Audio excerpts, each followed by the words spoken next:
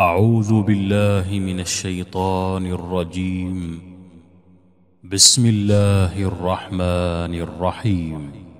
الحمد لله رب العالمين، الرحمن الرحيم، مالك يوم الدين.